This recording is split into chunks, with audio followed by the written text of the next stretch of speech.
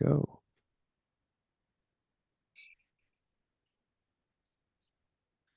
Welcome, welcome, welcome to the working that is Krononaut Chronicles. My name is Bill, and I will be your guide on this particular Sonic adventure. The show is, of course, sponsored by mysticalwares.com, which is Derek Condit's metaphysical supply shop. Derek is not with us here today, but I am joined by Ben. Ben, thank you for being here. What's going on, buddy? Oh, thanks for the invite. Um, yeah, everything's great. How are you been?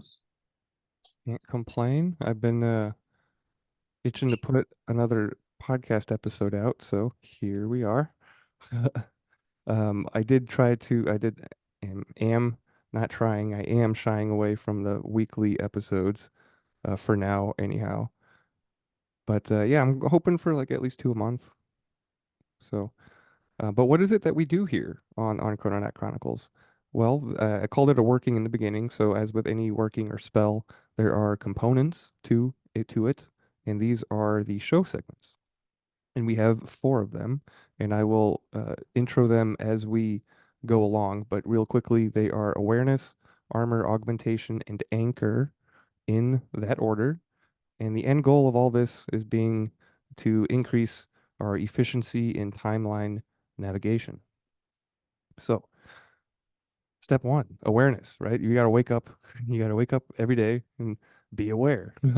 So, but more seriously, this is dealing with a Toltec wisdom tradition mastery, of which there are three masteries.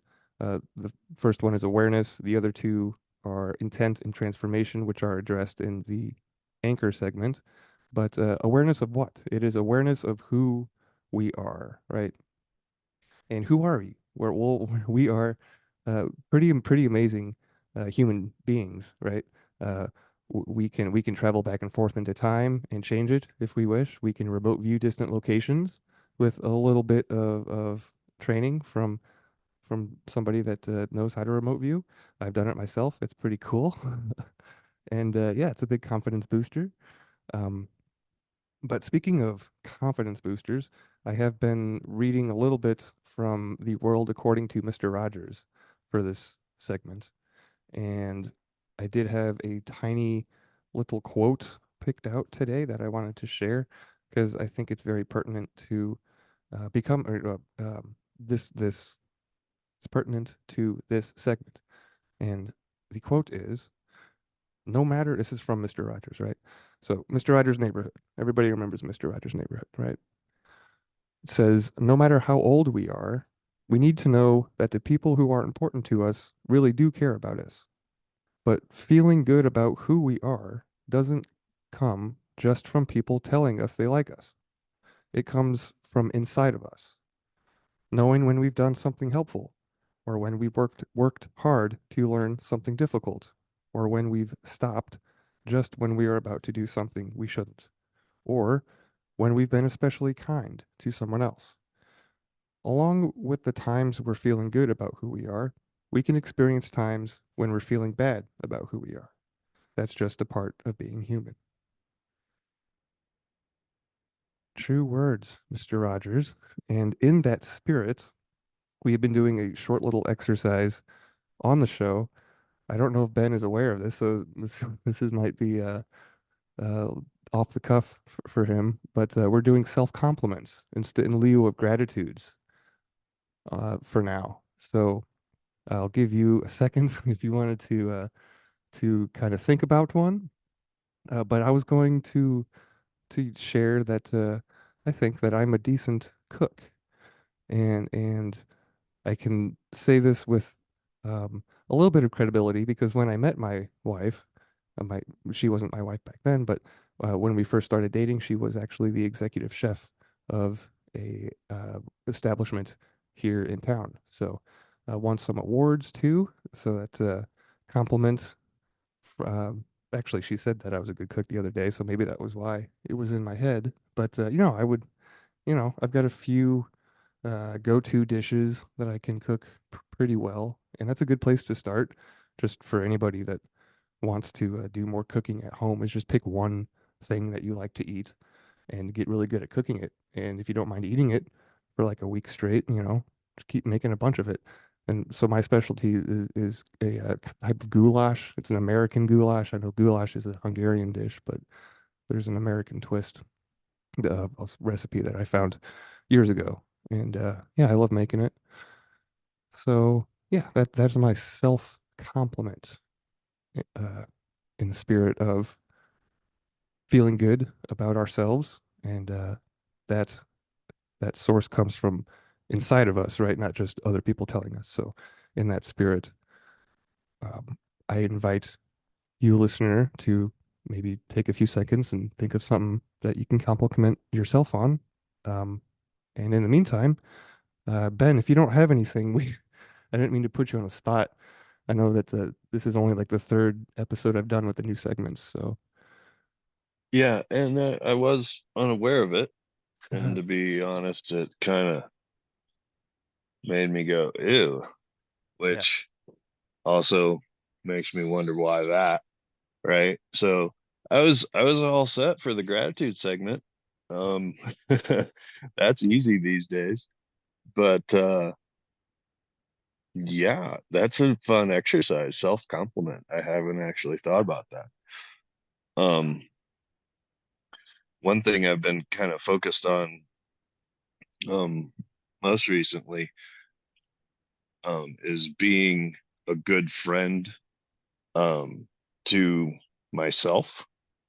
It's part of the whole self-alchemy idea of know thyself, but once you do, like, are you nice to yourself?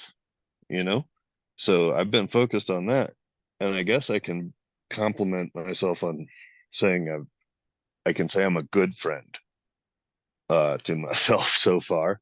Um that's been a fun exercise too, looking at it a little bit from the outside. And you know, I try to treat others as I would want to be treated, but then do I also treat myself well? So yeah, it's been a fun exercise, and I'm pleased with the outcome. So Yeah, dude, that's something that I struggle with, is being kind to my own self. And even though, like, I know I've talked about it on 13 Questions before, maybe even on this show, but we are all our own greatest critics, right? And this is something that is talked about in the Toltec wisdom tradition that Don Miguel Ruiz, talks about in the Four Agreements, and that's the judge, the victim, and the belief system that all live inside of our heads, right? So this is something that uh, this show specifically addresses, tries to address, so that we can kind of become the hero of our own story, and you know end our trance that we're in from being domesticated, from being raised in this environment, right? Speaking of trancing and ending, um, I wanted to deviate a little bit from this exercise in this segment just to talk a little bit about this recent interview that I heard, that with Dr. Michael Salla and George Cavasalis on exopolitics. And he had a little bit of word magic in there, which I appreciated. So, and that's transcend, right? Like, people think of the New Age movement transcending and ascending and ascension, and elevating and getting higher. And well, transcend, if you break up the word, right? It's trans end. So you're ending a trance when you transcend. And for George, I really appreciated his a couple of his viewpoints when it came to some of the new age, his perspective on things like the kundalini and the chakra system, specifically those two things. So I wanted to pick your brain about this, because these are topics that we've talked about before, right? In general. And according to George, these systems, the pineal gland and the kundalini and the chakras, these are the kind of like technological implants or overlays that are there to distract us and redirect our energy and our attention, right? Away from, what is really important. And that to me is the heart, the love energy. And, there's a saying, love is all you need. And I know that in other uh, ancient traditions, right? Tai Chi comes to mind. Like they don't address seven chakras specifically, but there are three. Like there's the third eye, and then there's the one around the navel, and then of course there's always like a base chakra, right? So I know these things differ over cultures, but I had never heard the perspective of that they were, kind of superimposed over an already complete template, and that these are essentially just distractions. So, what do you think about that perspective, Ben? Does that resonate with you at any way, or tickle your fancy, or however you want to put that? I guess I kind of want more information now. Um, on that perspective, I guess, as a distraction. Um, because I've put a fair amount of focus on that whole idea and practicing with it. Yeah. And I guess I've seen enough benefit to think if it's a distraction, it's a good one, I guess. Yeah, and he's not saying that these things don't have effects if you work with them, but he takes it so far as to like completely like shutting off or removing the chakras and doing something to your kundalini system as well. And that he's it's really interesting episode. I'll send you the link, but yeah, I just wanted to bring that perspective up when we're talking about awareness. George came up with I don't know if it's a new term or not, but instead of human beings, Homo sapiens, he calls us Homo illuminus. So I thought that was kind of a Hmm. cool name. And it kind of reminds me of our Beings of Light episode that we did way back at the beginning of the show when we learned that we are actually made of light. So it made sense to me.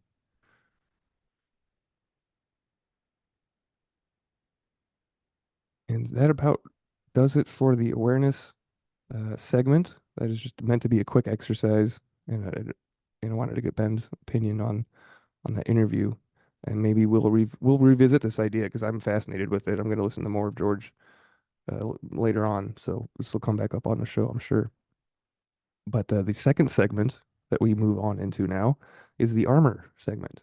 And this is before I changed the names, this was the gratitude segment.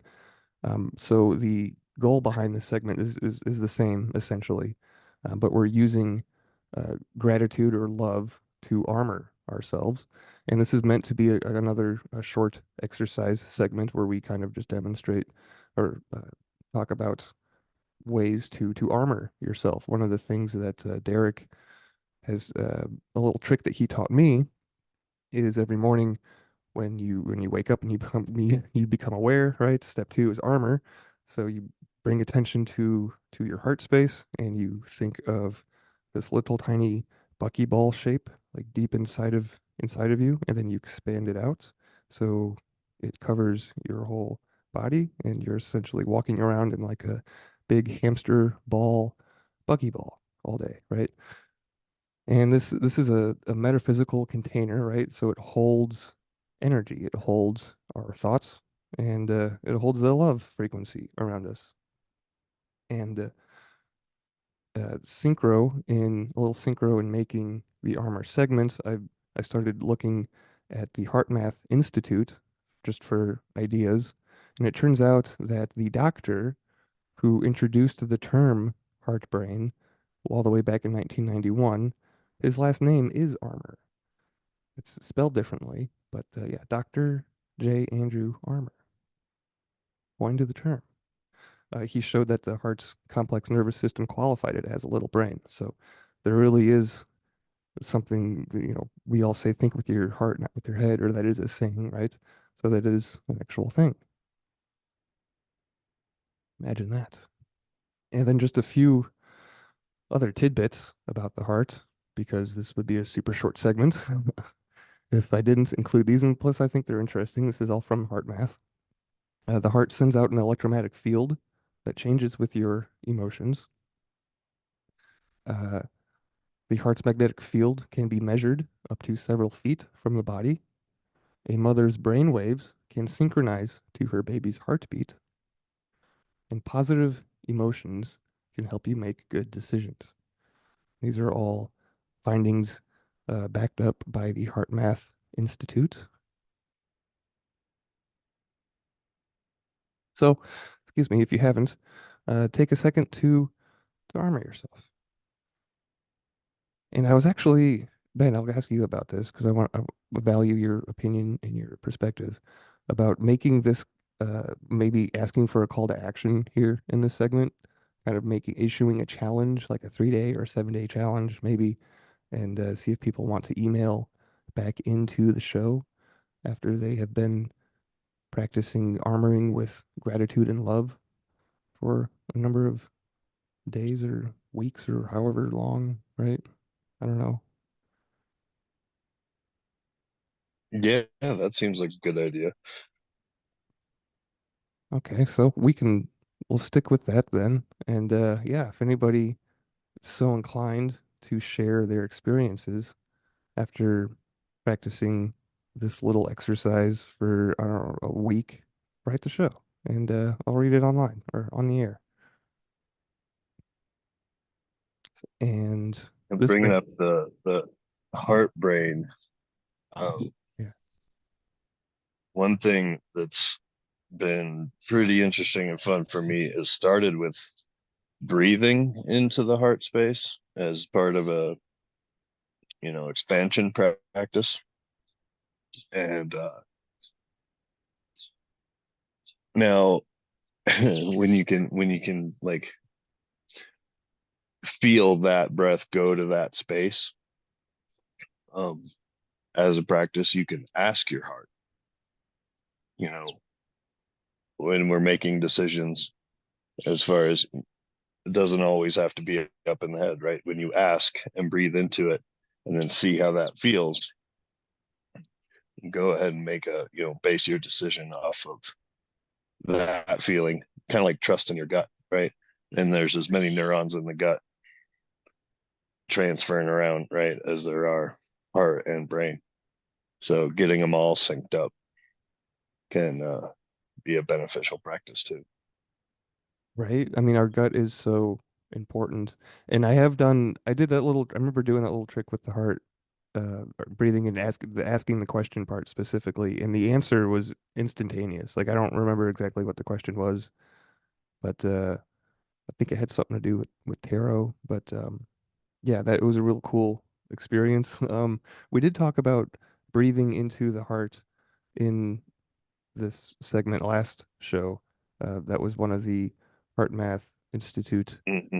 Um, And that breathing, I've been using it with other with the chakra system, so kind of bringing it back to the other segment too. But um, as far as into the plexus chakra, if there's a risk that needs to be taken, right? See how that feels.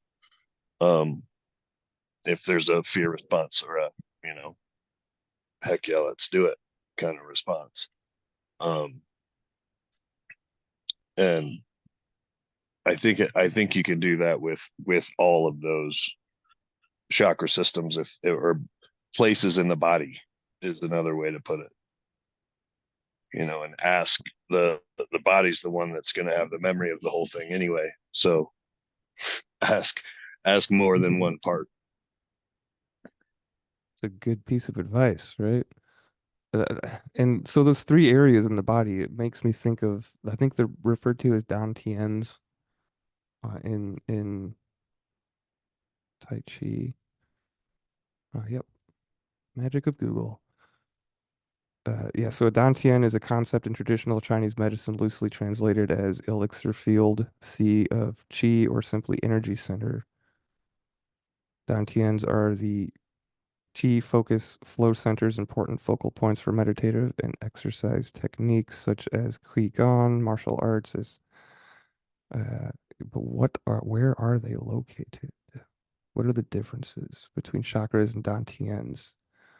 Uh, they may be similar, but they aren't considered to be the same. Several of the chakras may correspond to the three dantians, so there is only three. So that's I was just gonna say like the brain, the heart, and the stomach. Like that is, I believe, where the three dantians are located. And we're talking about neurons in the gut, neurons in the heart, brain cells in the heart, right? So, Yeah, and simplifying it to the three, I think works the majority of the time. But just the other day at work, we had a whole bunch of bags of mulch to move and distribute around the garden. And I asked my back how it felt about it, you know, yeah. in that moment, and just kind of in the back of my head. And the body responded, right? We kind of tightened up, maybe puckered up a little bit. We went, Mm. oh, well, maybe we'll take it easy this afternoon, and not, push it. So, and everything got done in time, you know? Awesome, man. I should have done that last Monday because I threw out my back moving a section of a pine tree trunk. And I didn't do any stretching or anything beforehand. Just went out there and started working. Could have Mm, saved me like a week's worth of back pain and two yeah, trips to the gotta warm chiropractor. up. Yeah. So yeah, good idea to check in with your body before you make any important decisions. Uh, Sometimes I think it's helpful. I find it helpful to use pendulum instead if you're going for like a yes or no question, where you can do like the muscle test or the sway test. Have you heard of those for Yeah, I'm asking a big fan of muscle testing for sure. all good options to increase your awareness, right? And that's brings us to the augmentation segment. And so what is augmentation? To augment something is to enlarge something or to add to it. So what are we augmenting? We're augmenting our knowledge, our perspective. And since we know that knowledge is power, we could say that we're augmenting our power. We are increasing our power. I say that half jokingly, but I didn't really have any super uh, big topic for this augmentation section. I just had a few headlines picked out that are curated by, aggregated by Azazel on Telegram, and then I re-aggregate them into the Krononaut Chronicles uh, chat room. And so you can find all of the sources uh, on our Telegram page. But I thought that we would start with some good news, just a little quick good news, because I think we need more of that. And I want this show to be a wholesome show, right? So this comes from New York Post, and perhaps I will share my screen. That way the good people on YouTube have something to look at.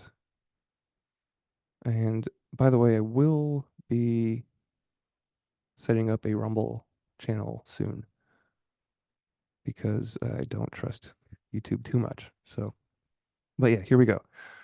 NewYorkPost.com, Aldi is revealing big grocery price changes, and it's a good change.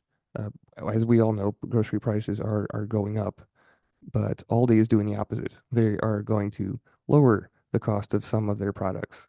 And, some by I mean more than 250 products. So the store's price reductions will ultimately result in an estimated $100 million savings for Americans through Labor Day. So that's some good news. I've been a fan of Aldi for a number of years, but this guy, the president at Aldi US, says Aldi is always looking for ways to help customers save money, but with more experts warning of persistent inflation, the time was right to deliver even greater discounts to our already low prices for a second year in a row. Apparently, this is year number two. And this only applies to specific items, right? So, picnic necessities, barbecue essentials, travel ready snacks, and better for you foods. So, not everything will be reduced. Like those Aldi fines, if you find like a cool rug or whatever, that won't be reduced. It says the price drop will nearly double savings from last year, building on Aldi's announcement that it would be reducing prices to products to potentially save shoppers more than $60 million. So there's just a quick bit of good news there. Um, didn't have these in any particular order. Ben, is there any Aldi out there where you are?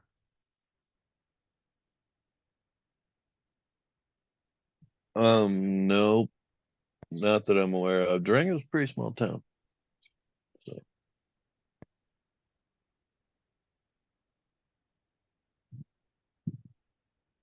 Okay. Um, okay, I just stop share there. I'm just messing around with my tabs that I can't see. Anywho, yeah, just a little bit of good news there. We do have a few tech transfers, I believe, is how Azazel framed these. This first one is super short on MSN.com and it has to do with quantum teleportation. I didn't know that we were working on this, but here we are. It's nearing perfection in a new experiment. It says that researchers have recently made a huge breakthrough in quantum teleportation. In a new experiment, they carried through a near perfect transfer of quantum information by using a specific type of noise to improve the quality of teleportation. This was done by disturbing the entanglement connection between quantum particles before the teleportation protocol. To understand the matter better, in conventional teleportation, noise can disrupt the transfer of information, resulting in low quality information. And that is the entirety of this little blurb. But something did just occur to me. So they're talking about noise and interference, like this usually is something that interferes with conventional teleportation. Well, our anchor segment actually is entitled Interference from Neville Goddard, the next chapter in the book that we've been going over. So just a neat little tie-in there for later. So yeah, apparently there's some type of noise that they can use that ups the quality of quantum teleportation. Who knew? And so there's one tech transfer. They say they discovered it, but who knows? It's probably been around forever. We don't really ever discover anything, right? We just find things, like things exist in nature, like math. Nobody discovered that 1 + 1 = 2. It's just been there. Anyway, the second technology transfer has to do with nuclear fusion and its most recent breakthrough to limitless clean energy. This is from the independent.co.uk. It says that two key barriers to producing power from nuclear fusion have been overcome. A team at the U.S. energy firm General Atomics achieved a sweet spot for operating the next generational power source within a donut-shaped Tomahawk reactor. So donut shape, that's basically a toroid, a torus shape. Nuclear fusion replicates the same processes found within the sun in order to produce vast amounts of energy. However, harnessing the super hot plasma within the reactor in order for it to work in a meaningful way has proved elusive. The two biggest obstacles have been getting the plasma to a high enough density level, and then the second one is containing the plasma within the reactor for long enough for it to be useful.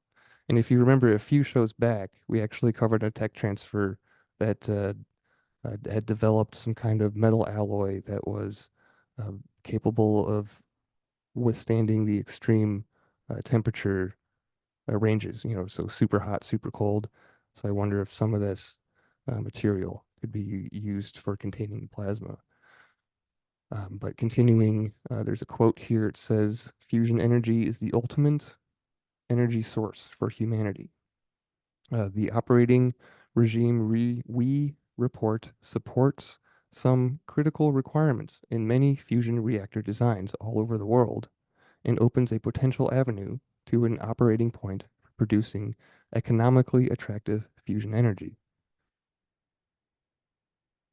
So they uh, published this paper in the journal Nature, and the research demonstrated for the first time that a point known as the Greenwald limit could be overcome in order to raise the plasma density.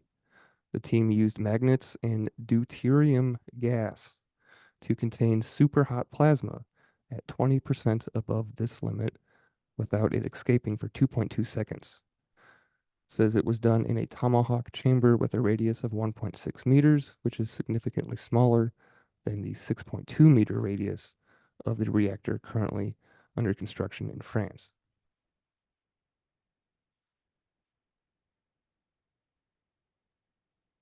There is a international thermonuclear experimental reactor project, which aims to be the first in the world to demonstrate nuclear fusion energy at a significant scale.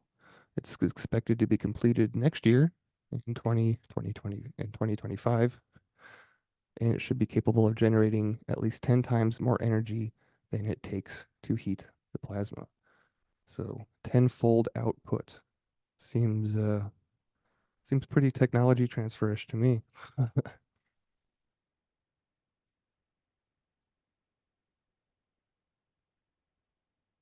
Oh, speaking of technology, this story really quickly. These are all really quick stories. This is going to be a short episode.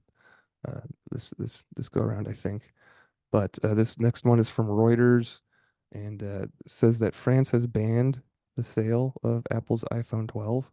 And I'm not even going to read through this, but essentially the radiation level for the phone exceeded that which has been set by whatever regulatory agency that France has, and so they're no longer allowed to sell this. Apple's no longer allowed to sell this phone in France. But the reason why I wanted to include this story is not because I hate Apple or anything. It's just because uh, all phones create radiation, electromagnetic frequencies. Um, Pretty much anything that is electronic nowadays creates EMF fields, and these can absolutely have an effect on the field that your heart emanates. And one of the ways to mitigate this, besides just armoring and using your the power within you to stop that, right, is by implementing shungite. And this is something that Derek sells at mysticalwares.com. I do recommend, I know you can get shungite many other places, right? But as far as the source of that shungite goes, I know that Derek can guarantee that it actually comes from the deposits in Karelia, Russia, and is not an imitation shungite, because there are other minerals out there that have a similar composition, but they're not from that specific location. And that specific location is important because shungite, the mineral from there, is a space rock. It is not native to this planet. So it's very, I think, cool that you can be walking around with a piece of alien technology, really, because we don't know where it came from, right? Just hit the earth and stayed there. So France banned the iPhone. Buy some shungite. Use code SAVE10 at checkout to save 10% while you get you some shungite. And I'm not just saying that because Derek is the sponsor. I actually have shungite myself and I use it and I know that it is beneficial. So I know that yeah, I know it. But speaking of knowing, Ben, did you have a Well, I was gonna say I've got some in my pocket right now, and I know when I don't have it as well. So yeah, absolutely. I stopped wearing mine for a little bit and it stuff got, I don't know, more difficult. I put it back on and it's like being in like this little bubble of tropical island time where you're just, I don't know, for me anyway, it's like sitting by the beach and everything's just calm and you're relaxed. You're not worried about anything. And take it off and then everything. And it's not like, I don't know. Everybody's different, right? Everybody's sensitivities are on different levels. So,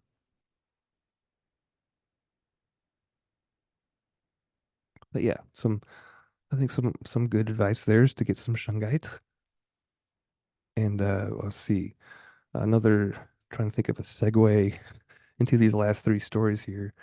Um, Here, let's do this one. This is from the Smithsonianmag.com, and because this has to do with frequencies as well, right? So we do have a little bit of a theme here. Chechnya in Russia has banned music that isn't between 80 and 116 beats per minute. So that this isn't a feel-good story like Aldi, but I do find it quite entertaining and there's a well, I'll just read it because there's a funny little part at the end here. But so Chechnya is a Russian republic, and it's going to ban music that's either too fast or too slow in the hopes of eradicating the polluting, quote unquote, Western influence in the region. So from now on, all musical, vocal, and choreographic works must correspond to the tempo of 80 to 116 beats per minute. So the new rule says that it will ensure that the Chechnyan music and dance productions conform to Chechen mentality and musical rhythm. Artists have until June 1st to comply, and beyond after that deadline, it'll be no longer to be able to play those songs in public. Uh, the cultural minister for Chechnya says that borrowing musical culture from other peoples is inadmissible. Inadmissible. We must bring to the people and to the future of our children the cultural heritage of the Chechen people. So good for him for having a spine and standing up for tradition and where he comes from, not forgetting that. You should never forget where we come from, right? Especially when you take that to the metaphysical level. But says the population of Chechnya is 1.5 million. It's predominantly Muslim and is located between the Black and Caspian Seas. So this guy that came to power since 2007 has been, quote, Chechnya's boss and Putin's foot soldier. The leader regularly uses religion to galvanize supporters and demonstrate his political power. So, so maybe not that that good of a guy, but anyhow, the ban is the latest in a series of restrictions, including a strict dress code that he has imposed on his people. He's gone to great lengths to stifle any form of dissent, and the regime has been accused of numerous human rights violations, particularly against gay men. NPR writes that the new ban criminalizes the majority of dance music that is played in clubs worldwide, such as dubstep, techno, and house music, which often have over 116 beats per minute. But luckily, some hip hop and rap, which is typically played at speeds between 60 and 140 beats per minute, would in theory still qualify for the traditional Chechen sense of rhythm that officials are trying to promote. So examples of now banned songs are Taylor Swift's Shake It Off, Beyonce's Single Ladies, that these are too fast, and Hey Jude from the Beatles, which is too slow. Interestingly enough, this is what I was getting to at the beginning.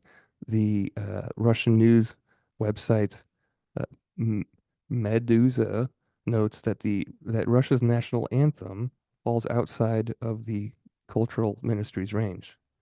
Uh, the national anthem is 76 beats per minute. So they banned the national anthem, essentially. Thought that was ironic. Is that ironic? Is that the right term, Ben? Do you know what the definition of irony is? I always get that confused. I don't know, but that just seems to follow how it works when you just ban things, you know. Will be unintended consequences downstream, and there you go. Right? No more national anthem in Chechnya. All right, so we've got two more stories to go. This next one has to do with consciousness. This is from neurosciencenews.com. And we're just going to read the summary, the key facts, and a little bit of the abstract down at the bottom because this is a pretty technical read.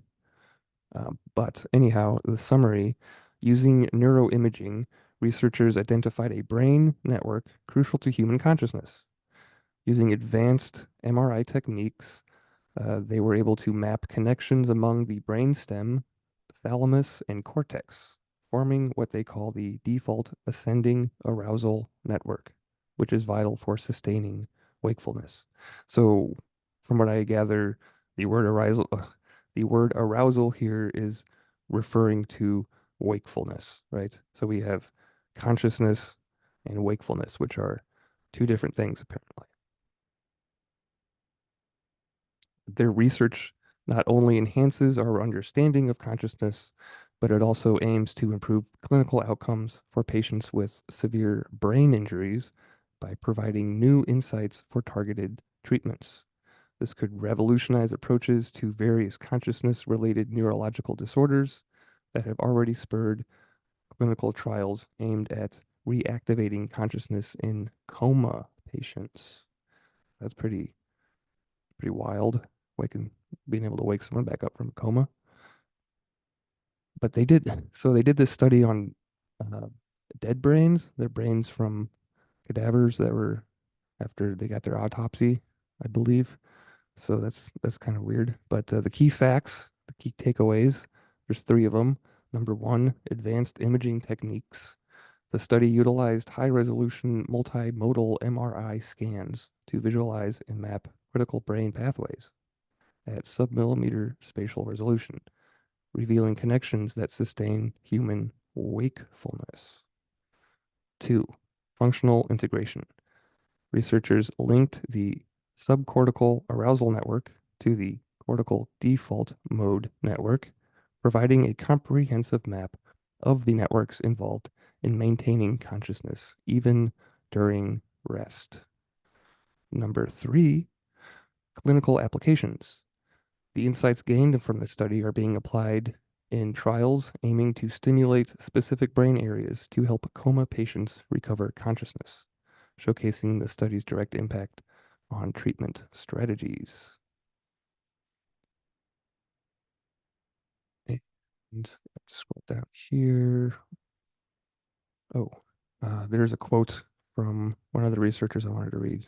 It says, "Our goal was to map a human brain network that is critical to consciousness and to provide clinicians with better tools to detect, predict, and promote recovery of consciousness in patients with severe brain injuries.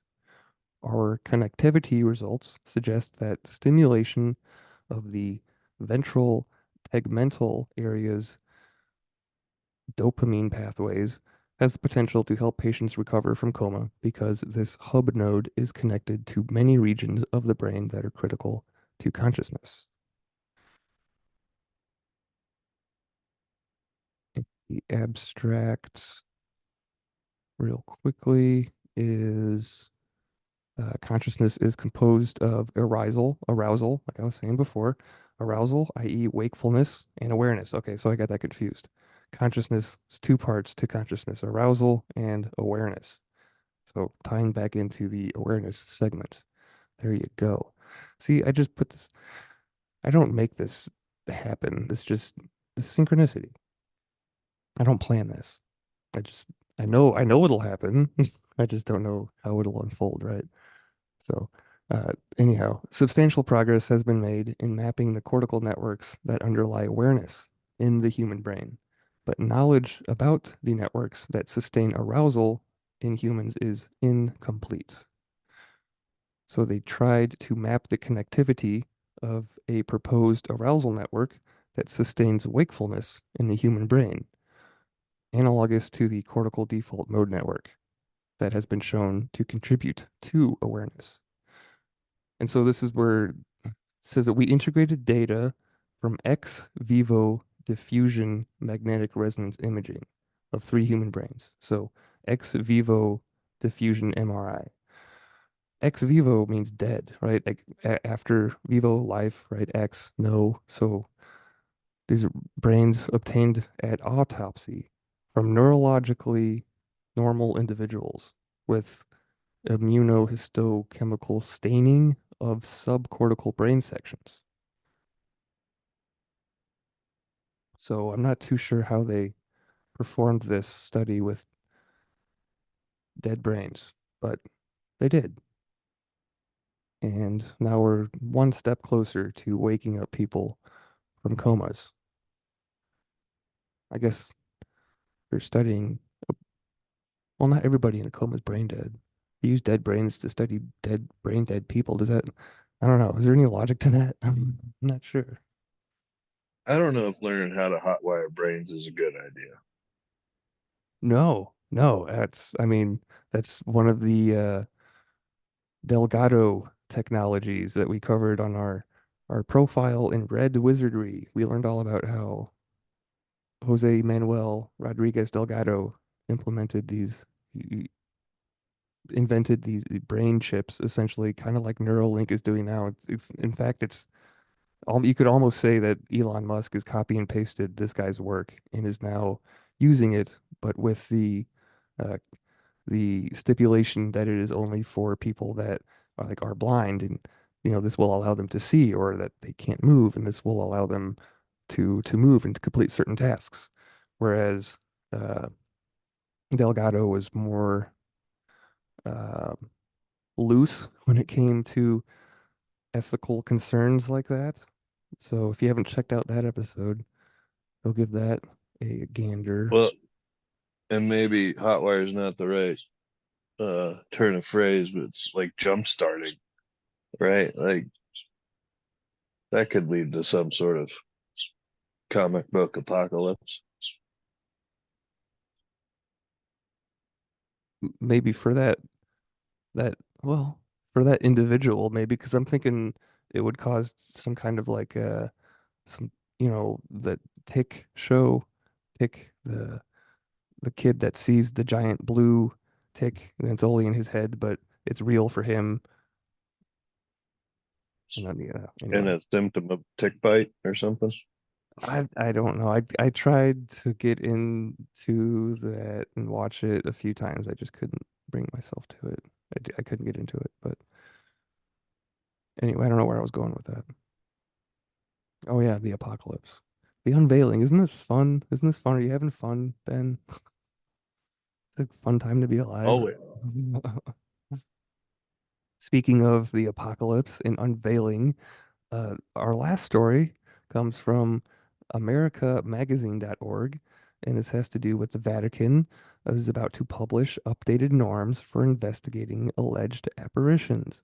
So speaking of the apocalypse and the unveiling, right? The veil thinning and whatnot, the Vatican is preempting some possibly weird observable phenomena in the near future with this announcement. And actually, this announcement is an announcement to an announcement. So they're actually going to come out with these guidelines in 3 days on the 17th, I believe. We're recording this on the 14th. Yeah, so on the 17th. And this is a really short article too. It says that the dia diachistry for the doctrine of the faith will publish its new norms for the discernment of apparitions and other supernatural phenomena, the Vatican press office said.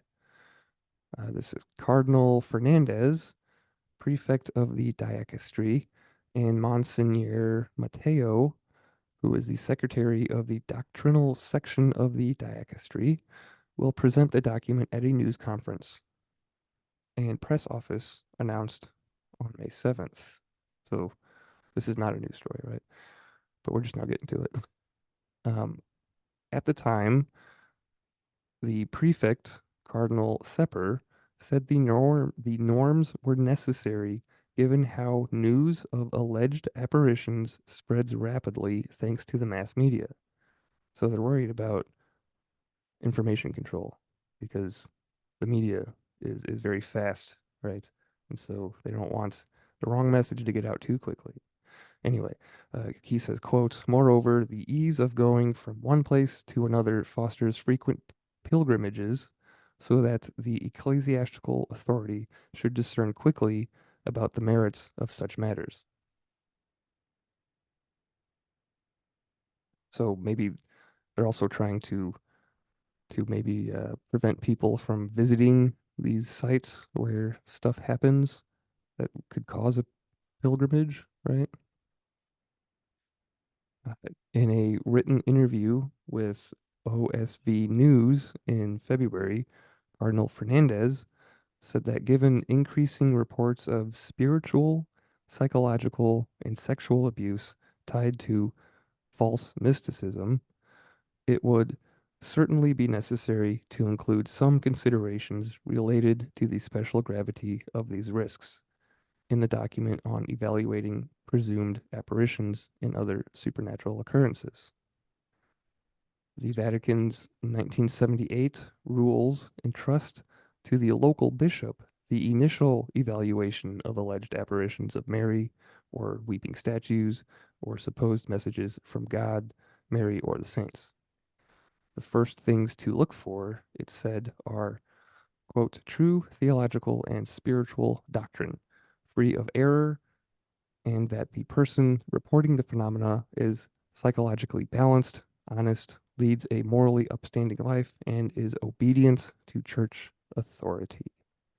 End article.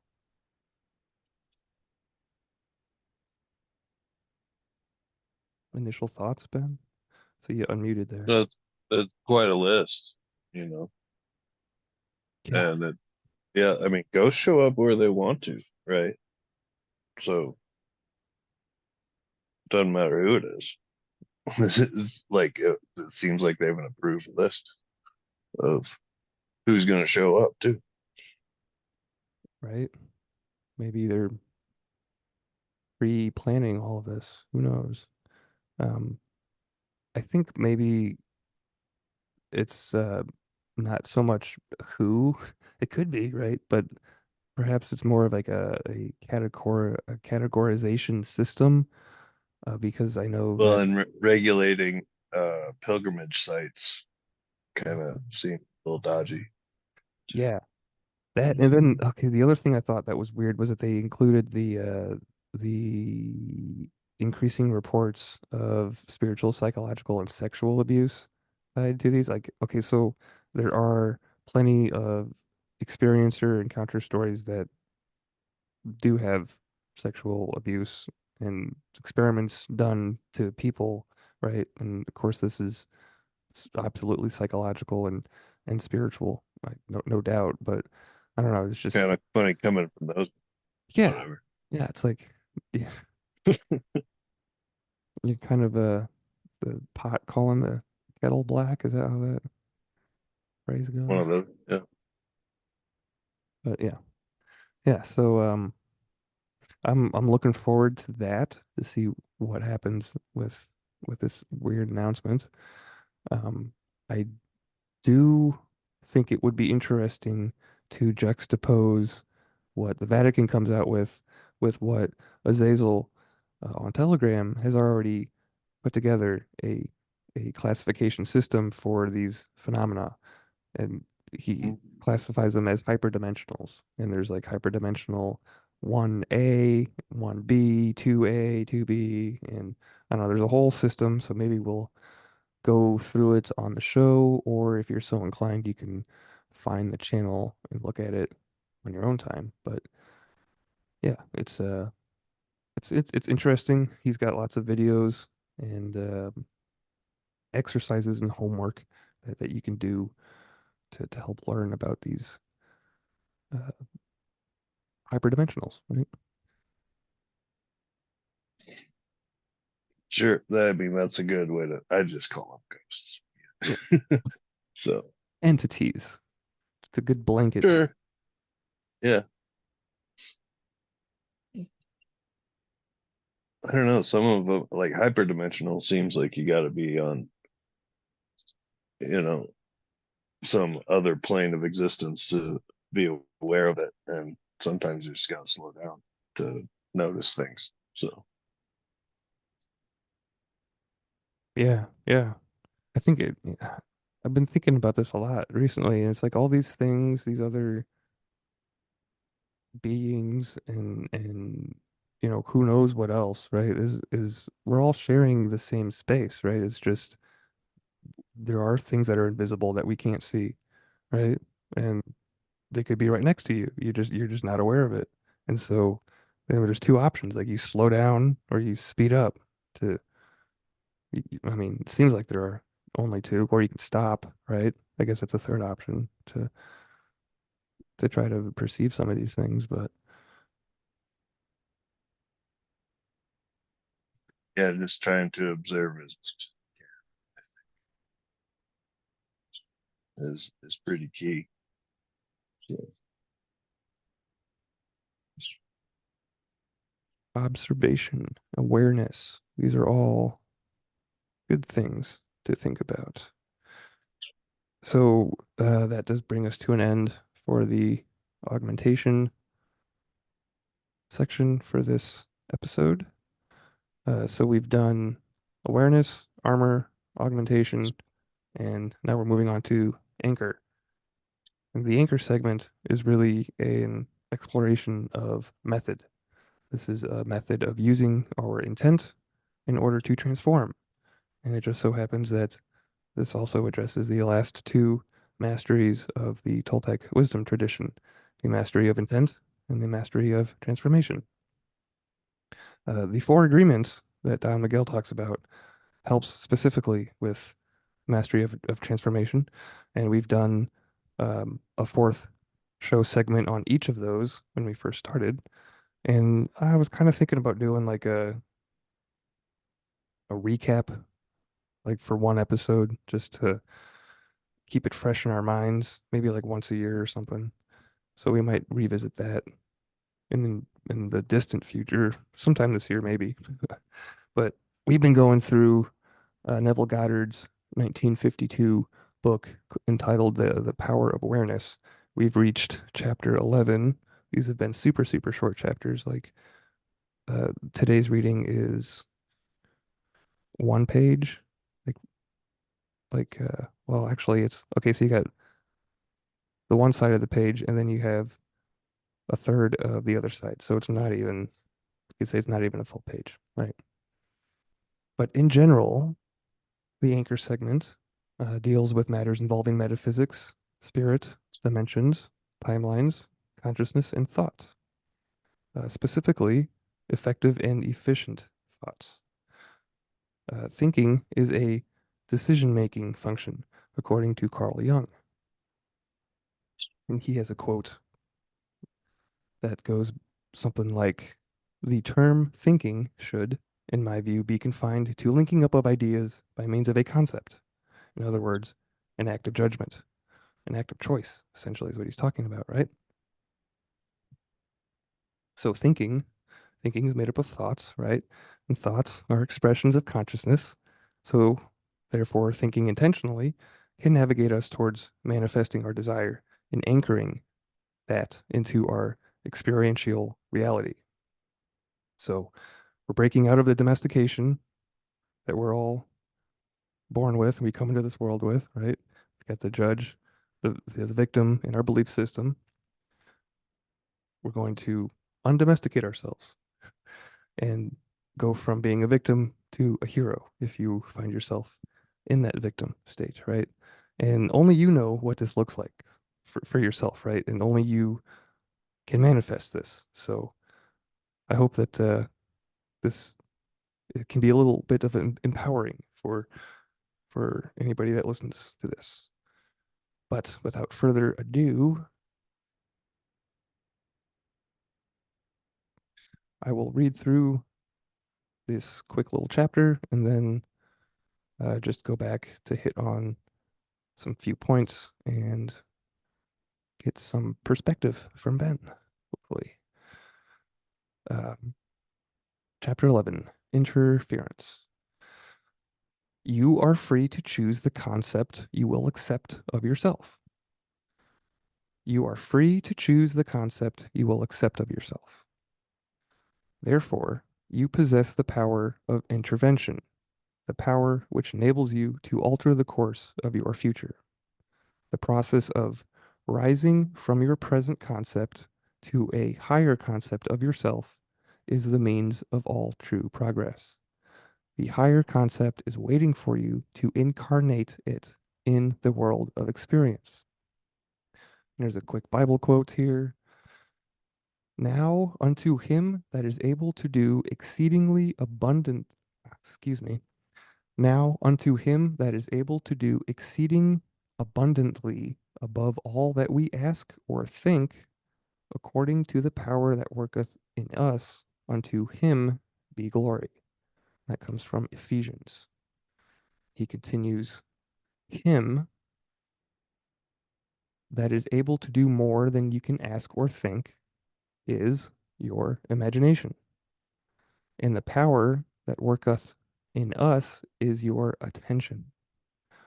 Understanding imagination to be, quote, him that is able to do all that you ask, and attention to be the power by which you create your world, you can now build your ideal world.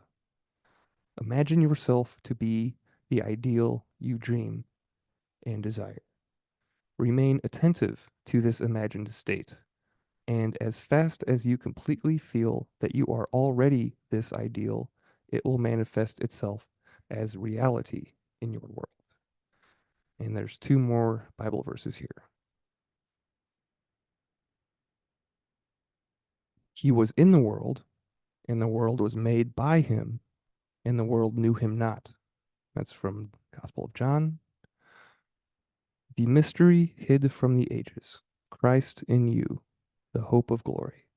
That's from Colossians. The he in the first of these quotations is your imagination. So the quote was, he was in the world, and the world was made by him, and the world knew him not.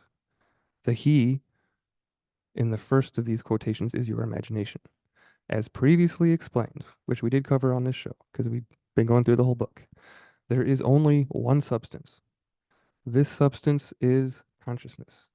It is your imagination which forms this substance into concepts, which concepts are then manifested as conditions, circumstances, and physical objects. Thus, imagination made your world. This supreme truth, with but few exceptions, man is not conscious of. Now I was going to speak about the second verse, which was the mystery hid from the ages, Christ in you, the hope of glory. The mystery, Christ in you, referred to in the second quotation, is your imagination, by which your world is molded. The hope of glory is your awareness of the ability to rise perpetually to higher levels. Christ is not to be found in history, nor in external forms. You find Christ only when you become aware of the fact that your imagination is the only redemptive power. When this is discovered, the towers of Dogma will have heard the trumpets of truth, and like the walls of Jericho, crumble to dust.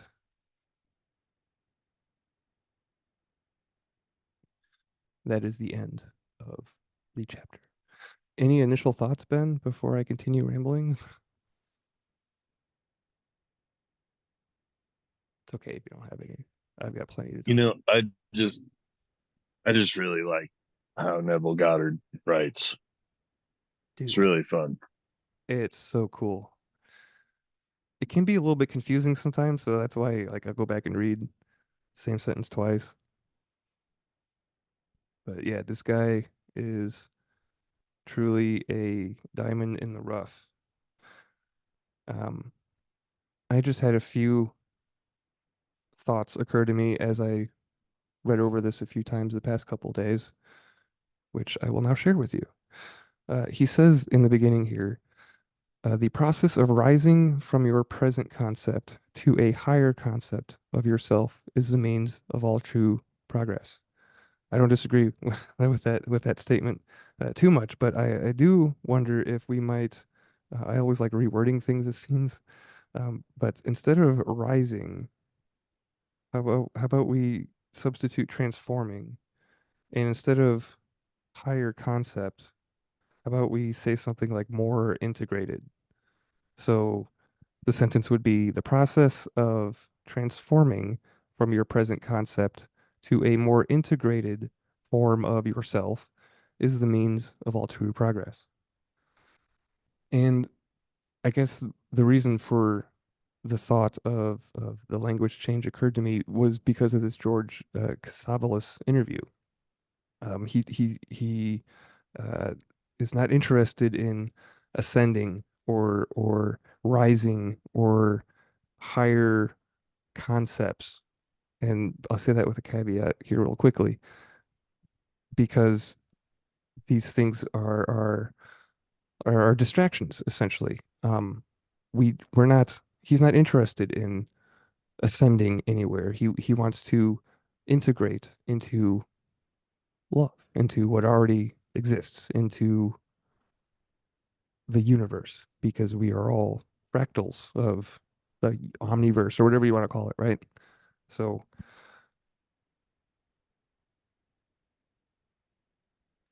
I don't know. What do you think about that reframing, Ben? I know that you still have to listen to the interview yet, but just the two opposing ideas seemingly of going higher and like transcending, like we talked about earlier, like ending the trance, and then compare that to integrating and transforming instead of rising, right? Or does that mm, add any clarity to search for spiritual meaning in general? Hmm. It's got me kind of chewing on a lot of different things. I'm excited to listen to that. And um, it's which direction you want to go, coming to the fork in the road kind of thing.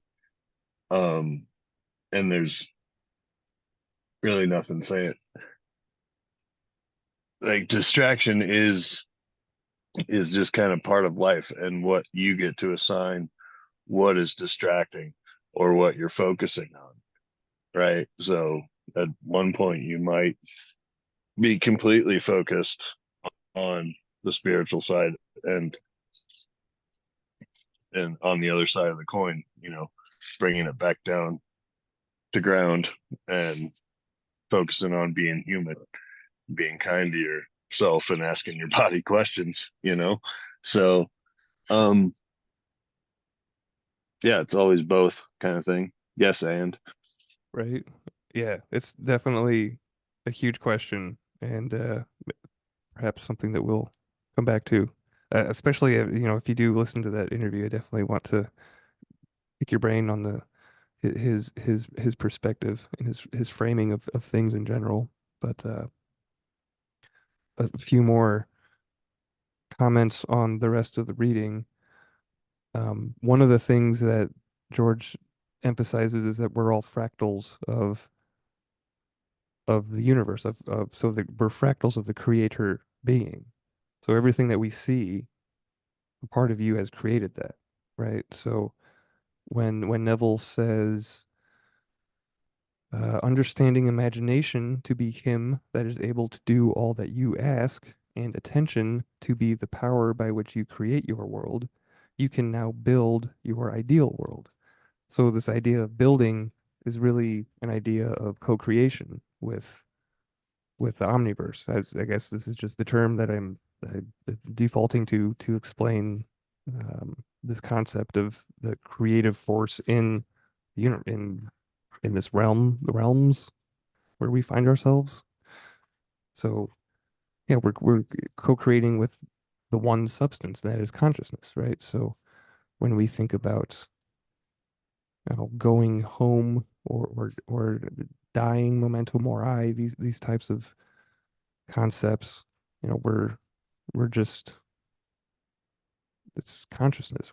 Changing states, but not like the state like a solid gas or liquid or whatever, but it's still the essence is the same, and the essence is consciousness, right? So I just thought that was that's something that I could it caught my attention and I thought I would emphasize. That's all. Now he does give what I think might be a pretty good list of how a manifestation, like the different steps or the different levels of a manifestation might occur to one. And this comes in the sentence towards the end where it says that the substance is consciousness. Oh, so after that sentence, it is your imagination which forms this substance into concepts, which concepts are then manifested as, and here's where the list comes into play, manifested as number one, conditions, number two, circumstances, and then number three, lastly, the final one would be physical objects. So I kind of see this as a roadmap or like a blueprint of how the formula of manifestation can look. Because what happens is you start with number one, conditions. Well, you have to know what that condition is. You have to desire it. You have to dream it. You have to feel it, right? You have to, you know, you have to know what the condition that you want to be in is. You have to define it, right? So step number one, manifesting, pick a goal, right? And step number two is circumstances. Well, we don't really have a whole lot of control over our circumstances. I mean, we do to an extent, right? But when you get into the metaphysical aspects of life, I guess, I think that circumstances can surprise us more often than not when we're, you know, trying to manifest something, because something will turn out in a way that we weren't expecting, and it's actually better than what we thought about, right? So this is where we can be surprised, I suppose, by the omniverse, is in encountering these circumstances, which have been are defined by the condition that we know about in the first step. And then the last step is the manifestation into our physical reality, the physical objects, right? We actually have, this is a horrible example, but we actually have the money in the bank account, right? It's physical. It's just numbers on a computer screen. I know it's a bad example, but you get what I'm saying. Um, so yeah, what do you think about that that like three-step list and process of bringing your desires into actuality? Is it makes sense to me? Yeah, it makes sense to me too. Uh, I mean, you can't really add much to, or Yeah. I like your rewrite previous one, but as far as rewriting that, yeah, I love it. Yeah, it's just he just put it in like I love how it's just so quick. And if you're not looking for it, you just read right over it. It's just bam, like which conditions, circumstances, physical objects. So I don't know, a lot of people like myself uh, want to get to step three right away, but step two and one, right? Conditions and circumstances, these are important as well. But then he goes on to say about this very thing that we're talking about, that this supreme truth, man is not conscious of.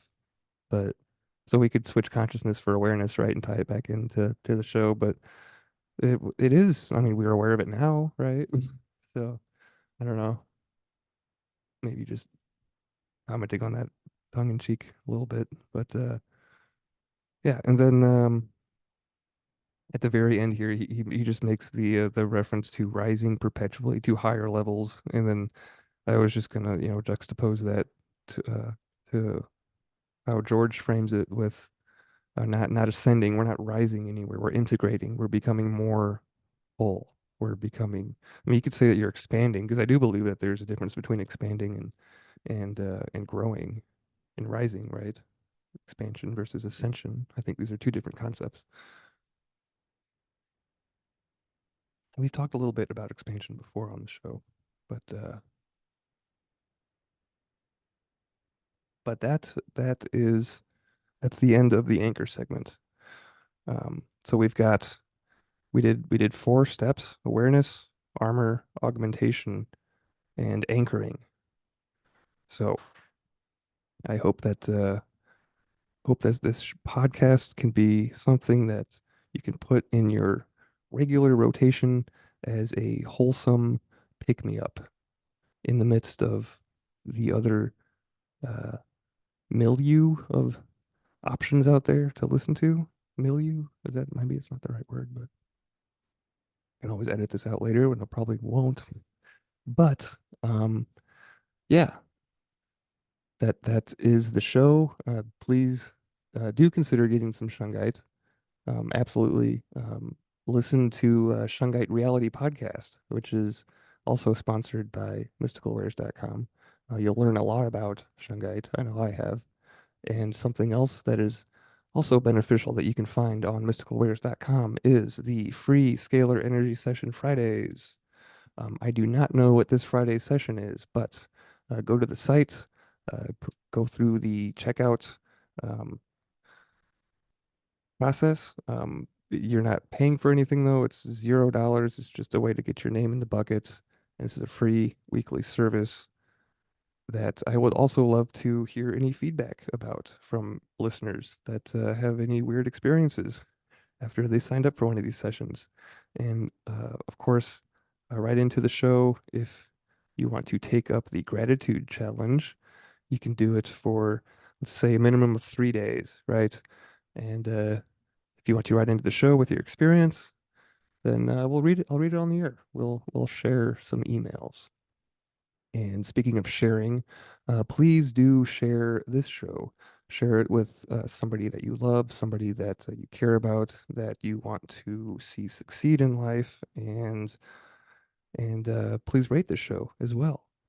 Rate it on whatever platform that you are using. And lastly, but not least, help spread the love whatever way you can, whatever is best for you. Only you know what that is. And until next time, Chrononauts, Carpe Diem.